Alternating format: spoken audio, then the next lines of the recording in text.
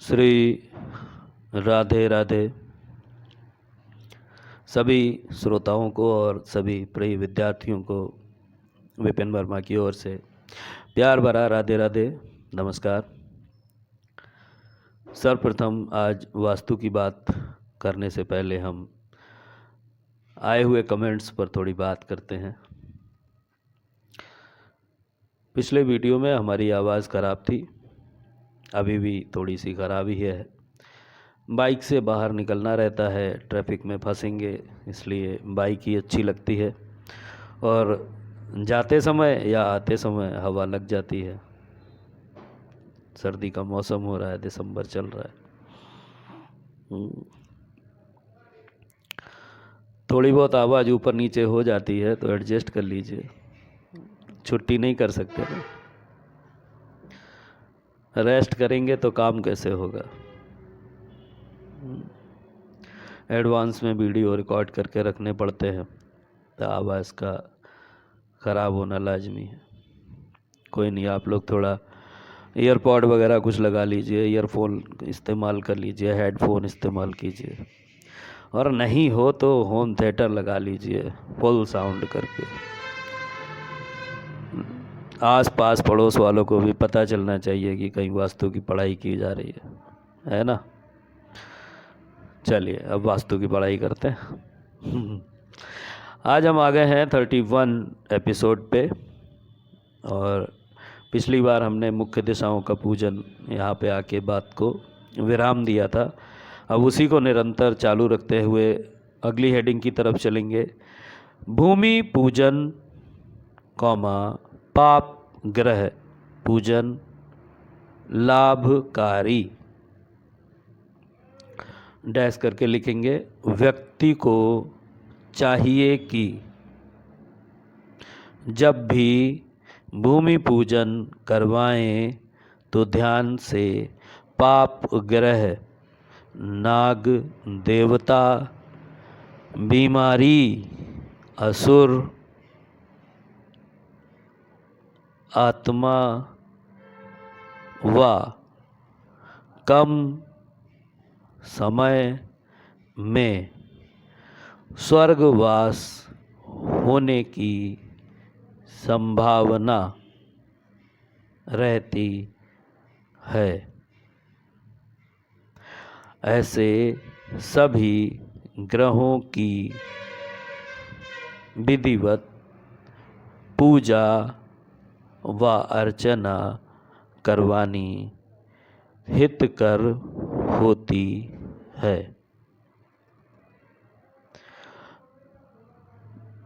यदि ऐसा न किया जाए तो ग्रह निवासियों को भांति भांति के कष्टों का अनुभव करते हुए देखा गया है।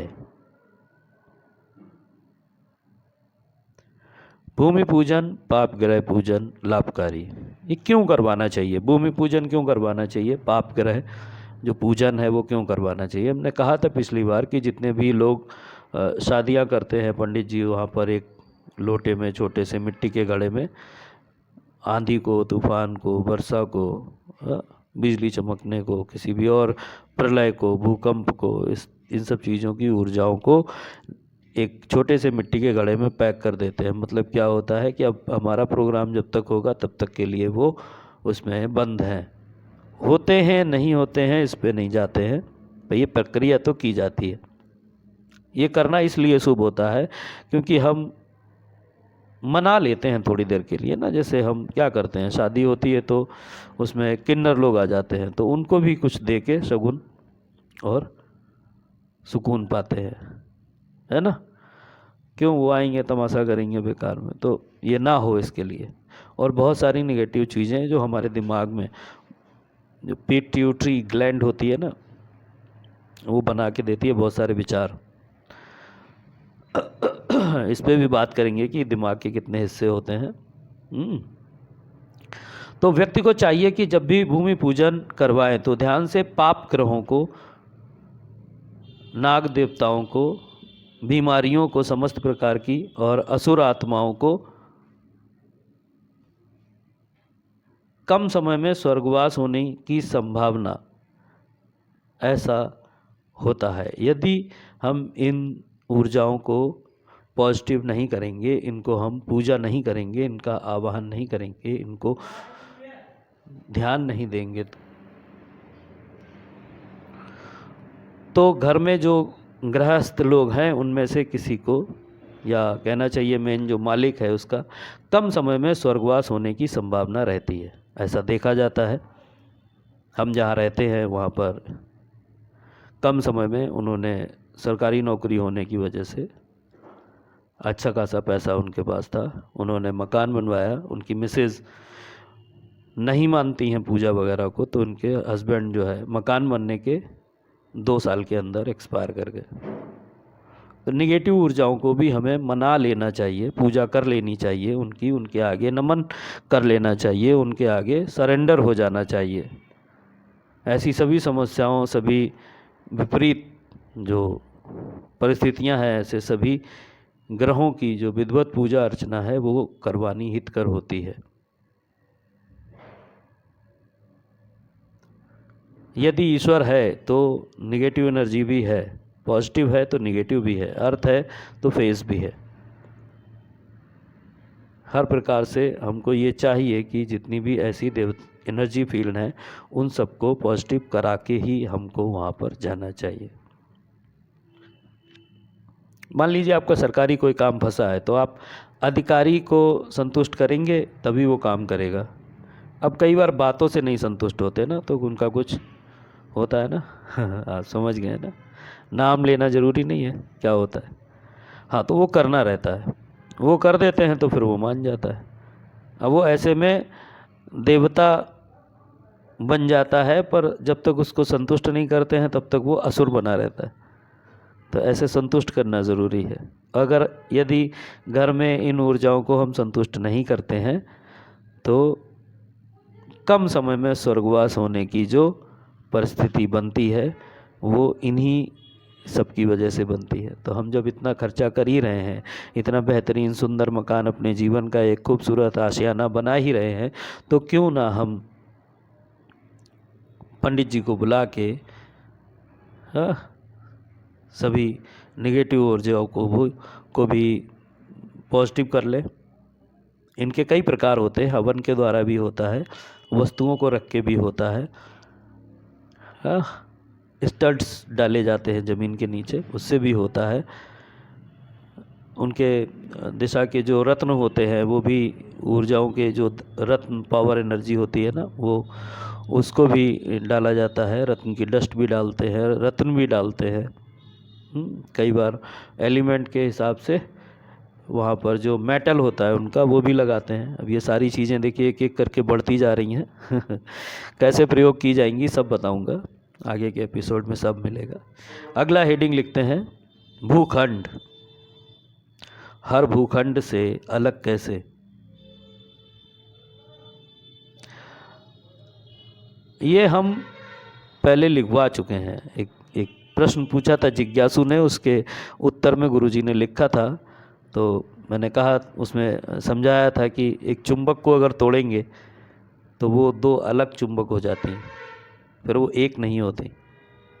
एक सतह से तो चिपकती हैं पर दूसरी सतह से चिपकती नहीं आपस में। उसी बात को यहाँ पे दोबारा से अलग अलग प्रकार से समझाया गया। तो आप लिखिए, आपने विज्ञान का ज्ञान तो सीखा, पढ़ा और देखा ही होगा कि बड़ी चुंबक से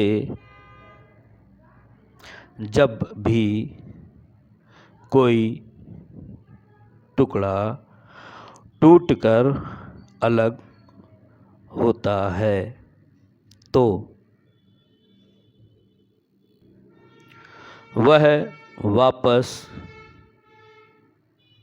पहले वाले टुकड़े से नहीं जुड़ता। अपितु उनकी ऊर्जाओं में विभाजित होने से एक स्वयं में संपूर्ण ऊर्जा का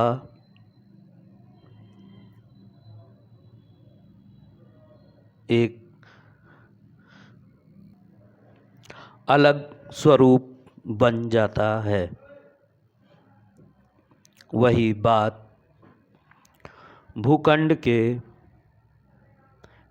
भूखंड से अलग होते ही उनकी ऊर्जाएं भी अलग अलग स्वयं में संपूर्ण बनने से वह एक स्वतंत्र भूखंड निर्मित हो जाता है।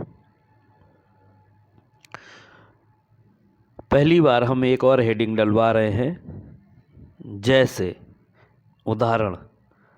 तो लिखिए जैसे, हेडिंग नंबर 1, जैसे आधा घड़ा पानी से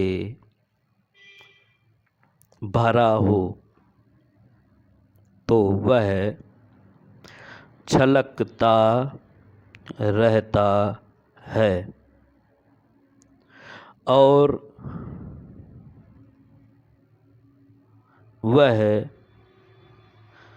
सही से कार्य को नहीं होने देता। पर पूरा घड़ा जब भरा होता है तो उसके छोटे से मुंह में भी हम सुदूर स्थित चांद को भी देख पाने में समर्थ हो जाते हैं। यही वास्तु शास्त्र की विशेषताएं हैं जिन्हें सभी को जीवन में धारण करना चाहिए। अगला हेडिंग नंबर 2, जैसे समय आने पर पूर्णिमा आती है और समय आने पर अमावस आती है और रातों में चंद्रमा की किरणों का प्रभाव धरती पर बराबर पड़ता है और लाभकारी व कष्टकारी दोनों ही प्रकार के फल भी मिलते हैं। चंद्रमा की एनर्जी से समुद्र में ज्वार भाटा आता है, पर क्या चंद्रमा स्वयं कभी धरती पर आता है? शरीर के रोगी को भी इन तरंगों से परेशानी से भली भांति अवगत होना पड़ता है। आप चाहें तो डॉक्टरों से जानकारी ले सकते हैं।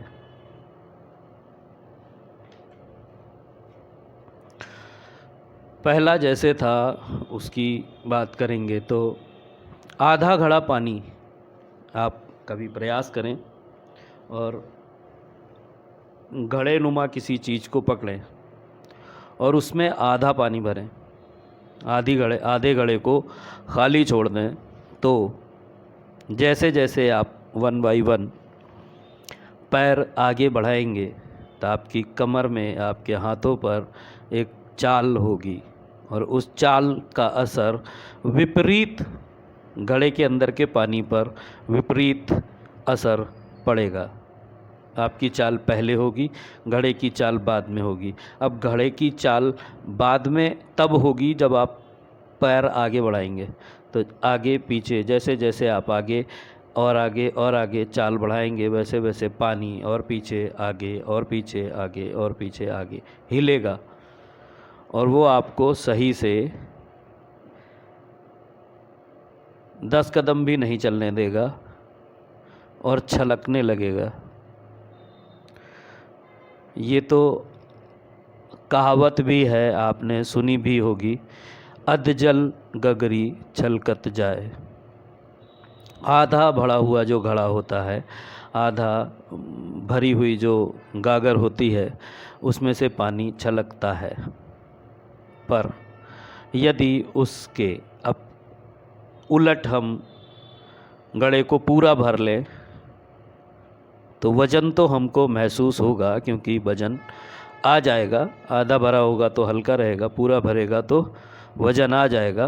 पर एक बार अगर हम उस वज़न को अपने कंट्रोल में ले लें और घड़े को उठा लें तो वो बिना पानी छलकाए हम उसको कहीं भी ले जा सकते हैं। अब कंपन तो होगा उसमें, पर वो पानी उस स्थिति में नहीं फैलेगा जिस स्थिति में आधा भरे होने पर फैल रहा था।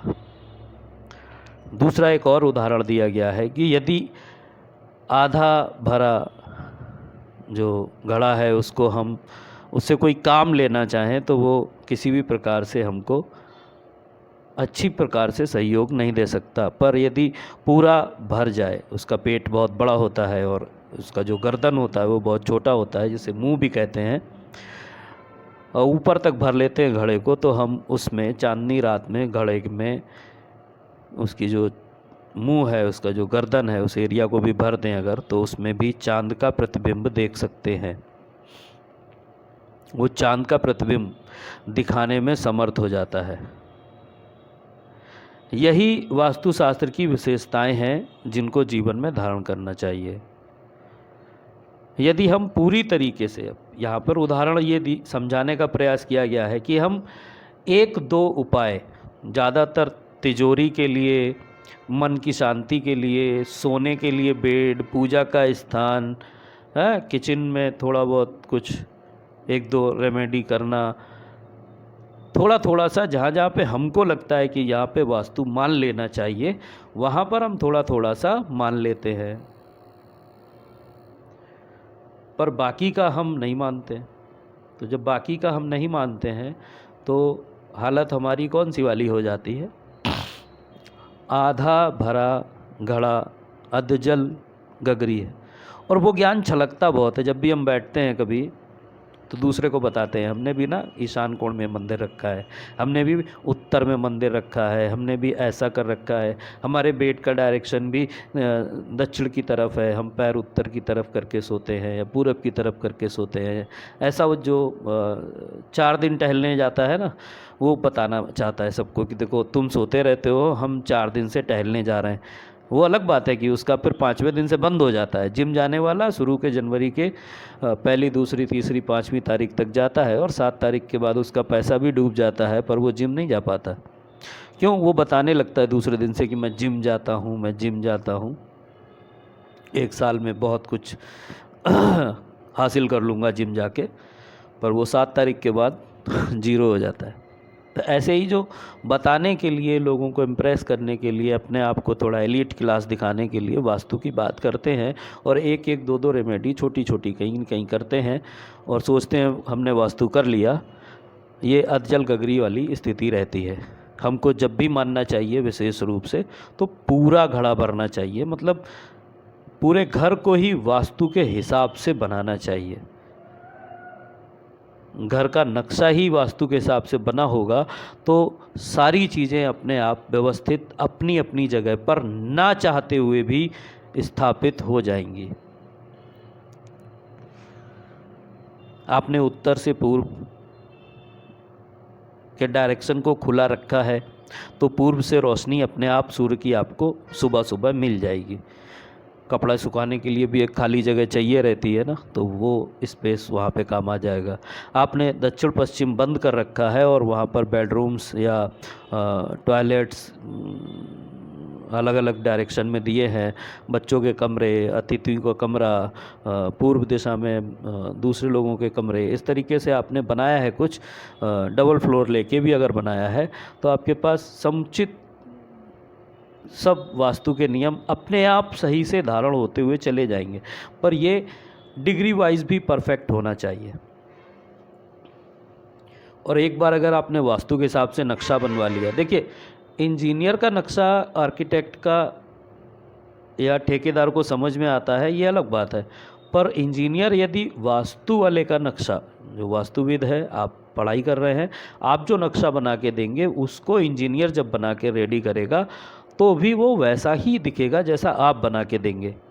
मैं बना के देता हूँ तो वैसा ही रहता है, वैसा ही नक्शा उठा के इंजीनियर अपने इंजीनियरिंग स्किल को लगा के बना देता है और उसमें सारे जो प्लम्बरिंग का काम है, लाइटमैन का काम है या इंटीरियर का जो काम है उसके लिए वो सारी चीज़ें भी उसी अपनी गणित के हिसाब से करता है जो इसको इंजीनियरिंग में पढ़ाई जाती हैं।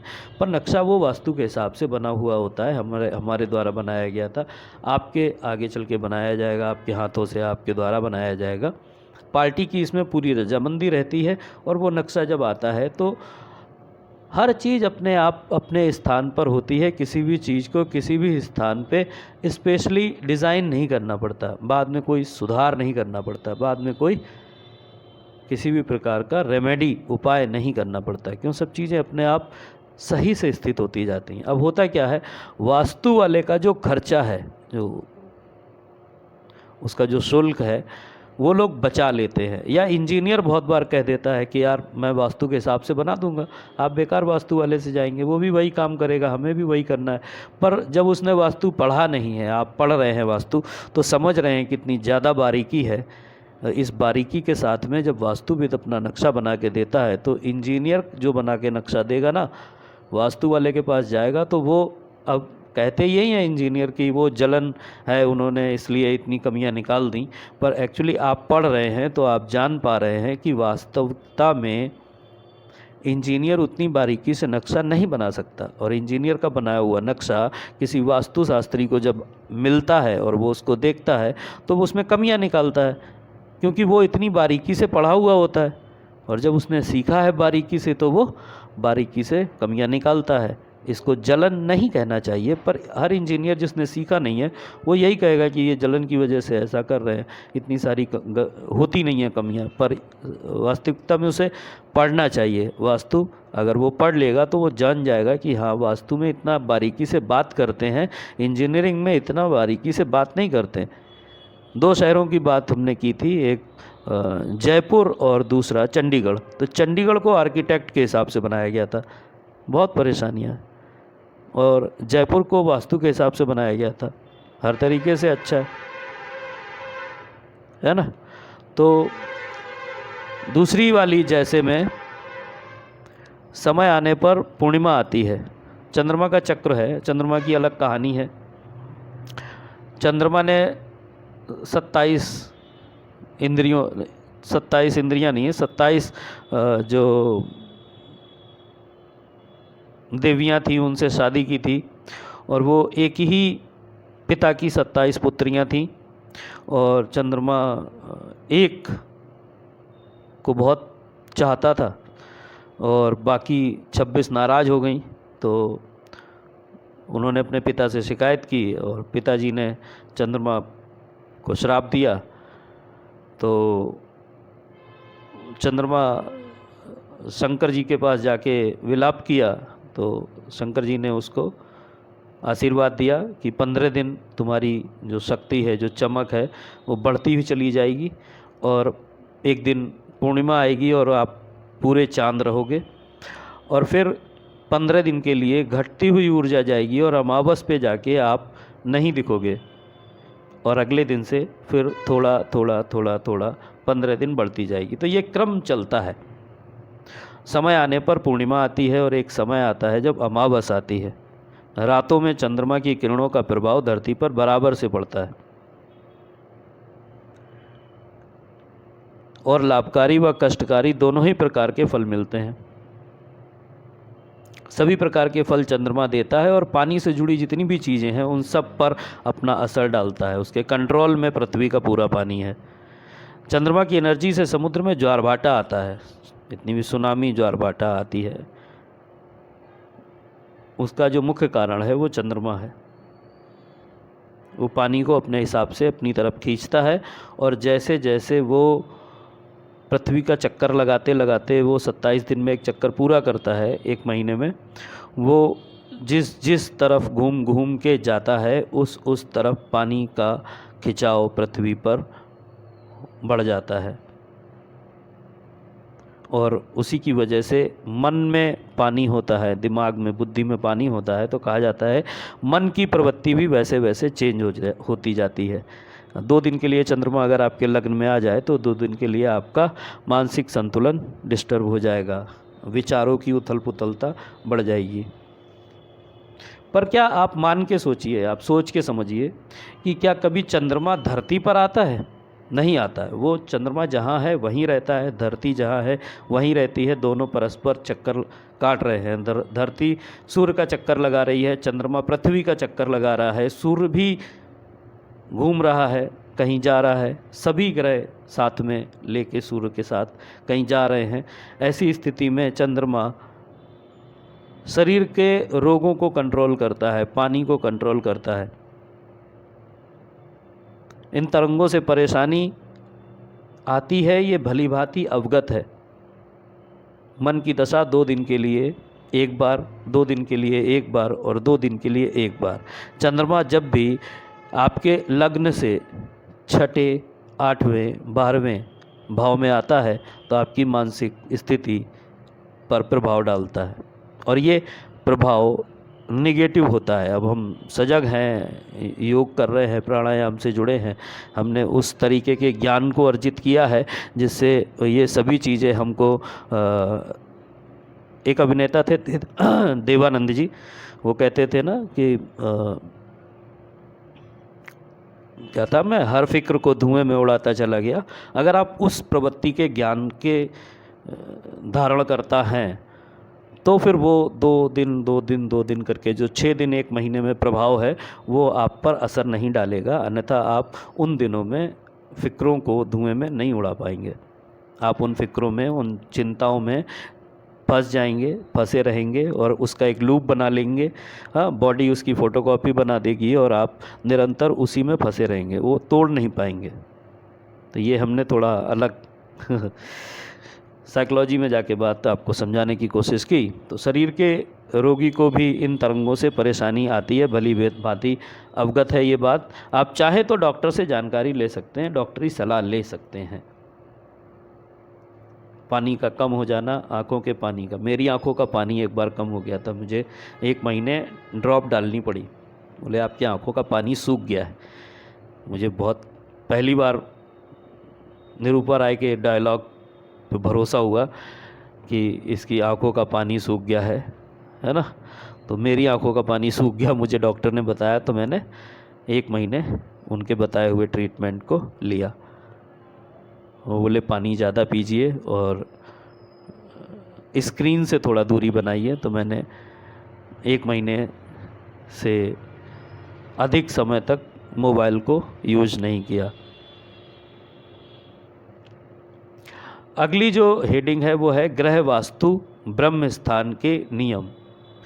ये लिख लीजिए। अब हम ब्रह्म स्थान की बात करेंगे, फिर सभी जो दिशाएं हैं, मोटी मोटी दिशाएं, 8 दिशाओं की बात करेंगे, फिर इनको सूक्ष्म में लेके जाएंगे। हम 16 दिशाओं की बात करेंगे, 8 दिशाएं और इन दिशाओं के बीच में आती हैं, उनकी बात करेंगे।